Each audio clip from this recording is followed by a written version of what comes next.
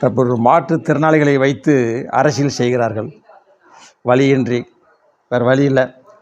நலிந்தோருன்னு அவங்க மட்டும்தான் இருக்காங்களா? நிறைய பேர் இருக்கிறாங்க. அவங்களுக்கு தான் 3 சக்கர வண்டிலாம் கொடுக்குறாங்க.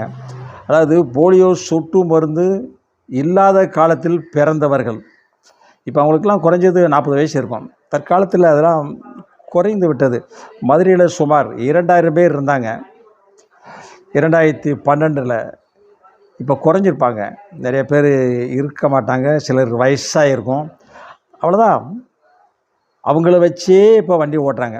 குண்டு சட்டில் குதிரை ஓட்டுற மாதிரி, வாட்டர் ஃபவுண்டேஷன் மாதிரி இந்த மாற்றுத்திறனாளிகள் இப்போ யாருங்க பிறக்கிற மாற்றுத்திறனாளிகள் யாரும் பிறக்கிறதில்ல. அதெல்லாம் ஒரு நேரத்தில் இருந்தது. அதனால் அவங்கள மட்டுமே கவனித்து கொண்டிருக்காமல் மற்றவர்களையும் கவனிக்க வேண்டும் தமிழக அரசு. அரசியல் செய்யாதீர்கள், மாற்றுத்திறனாளிகளை வைத்து அரசியல் செய்ய வேண்டாம் அப்படின்னு மக்கள் பேசிகிட்டு இருக்காங்க.